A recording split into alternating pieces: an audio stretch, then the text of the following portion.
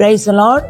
ஆண்டவரும் அருமை இரட்சகருமாகிய இயேசு கிறிஸ்துவின் இனிய நாமத்தினாலே உங்களை யாவரையும் வாழ்த்தி நாங்கள் ஆசீர்வதிக்கிறோம். கர்த்தர் உங்களை ஆசீர்வதிப்பாராக. இன்றைய தேவ வார்த்தை ரோமர் 12ஆம் அதிகாரம் 9வது வசனம் சொல்லும், உங்கள் அன்பு மாயமற்றதா இருப்பதாக, தீமையை வெறுத்து நன்மையை பற்றி கொண்டிருங்கள். அல்லேலூயா. இந்த வார்த்தை என்ன சொல்லுதுன்னா, உங்கள் அன்பு எப்படி இருக்கணுமா, மாயமற்றதா இருப்பதாக. உள்ள ஒன்று வைத்து வெளியே ஒன்று பேசக்கூடாது. அல்லேலூயா. அது தேவன் நம்மிடத்துல விரும்புகிற காரியம் அல்ல. அல்லேலூயா. நன்மையை பற்றி கொண்டிருங்கள். என்ன பாருங்க, நன்மையை தவிர நம்ம தீமையை யாருக்கும் செய்ய நம்ம இதயத்துல நினைக்கவே கூடாது. அல்லேலூயா. அப்ப என்னத்தை, உங்கள் அன்பு மாயமற்றதா இருப்பதாக.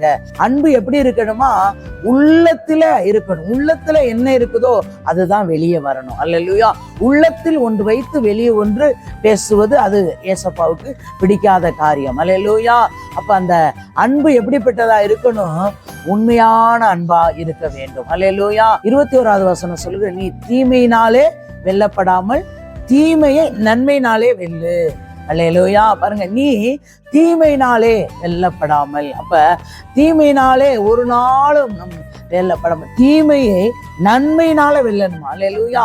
பாருங்க, அப்ப தீமை நமக்கு அவங்க தீமையே செய்திருந்தாலும் நம்ம நன்மையினாலே நிரப்புவோம். ஏன்னா நம்ம அவருடைய அன்பு நமக்குள்ள, இயேசுவுடைய அன்பு நமக்குள்ள இருக்கிறது. அல்லேலூயா. அப்ப நீ தீமையினாலே வெல்லப்படாமல் தீமையை நன்மையினால வெல்லுவோ, பெரிய காரியத்தை கர்த்தர் செய்வாராக. ஆமென். கர்த்தருடைய கரம் நம்மளை நடத்தட்டும். அல்லேலூயா. மை துதிக்கிறோம் சோத்திரம் கர்த்தாவே, சர்வ வல்லமையுள்ள தெய்வமே, மை துதிக்கிறோம் சோத்திர ஆண்டவரே, நேற்றும் என்று மாறாத நல்ல தகப்பனே, இந்த வார்த்தையை கேட்கிற பார்க்கிற ஒவ்வொருவரையும் கர்த்தர் ஆசீர்வதித்து பெரிய காரியங்களை செய்யுங்க, வழி நடத்துங்க. இயேசுவின் நாமத்தில் நல்ல பிதாவே. ஆமென், ஆமென்.